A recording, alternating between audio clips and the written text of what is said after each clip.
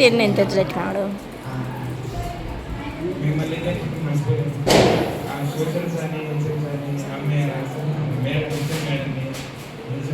English madam science madam అయితే ఎప్పుడైనా లేదని ఈ క్వశ్చన్ రాయాలంటే ఫస్ట్లో 8th క్లాస్లో మేము అంటే క్వశ్చన్ వచ్చి అది మేడం అనుకోని ఎక్కువ చదువుకో ఈ క్వశ్చన్ ఇంత ఎక్కువ ఈ క్వశ్చన్ ఈ పీరియడ్లో 30 రాయాలి, ఈ పీరియడ్లో 60 రాయాలి, ఈ పీరియడ్లో 10 రాయాలి, ఈ పీరియడ్లో మైండ్లో అనేది అది అట్లా మీరు నిలిచిపోయింది మేడం. మీరు ఎప్పుడైనా కానీ ఎప్పటికైనా కానీ ఇప్పటికీ కాదు ఎప్పటికైనా కానీ మిమ్మల్ని ఏ క్వశ్చన్ చదివినా మీరు గుర్తుకొచ్చే కదా నా మైండ్లో గుర్తుపెట్టుకోండి. ఇంకో ఈ టైం తీసుకున్నాంటే ఈ సమయానికి అయిపోయేటప్పుడు మీరు తిన్నారు మేడం, ఎప్పటికీ మర్చిపోలేరు. ఎక్స్పీరియన్స్ సార్ లేదు ఈ సౌత్ మ్యాప్ ఇది ఇట్లా చేయండి ఆ రోజు నుండి ఇప్పటి వరకు సార్ మర్చిపోలేము మేడం.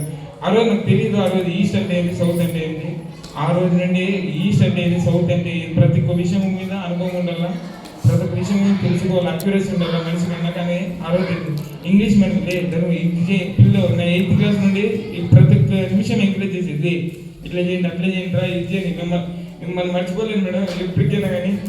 అంటే హార్ట్ టచ్ అయిపోయినారు మేడం.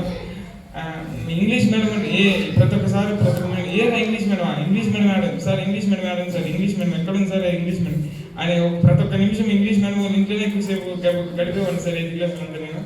ఇంకా హెచ్ఎం సార్ అయితే ఆ రోజు నుండి ఇప్పటి వరకు ఎప్పటికీ హెచ్ఎం సార్ ఆడ మేము 8 గంటలకు వస్తుంటే సార్ లే 8 గంటలకు రాను ధనుషు ఈ 15 నిమిషాలకి రాను మీరు పాటించిన టైం మాకుంది సార్. ఇప్పుడు నుండి 8-15 ఇప్పుడు తెలుస్తాను సార్.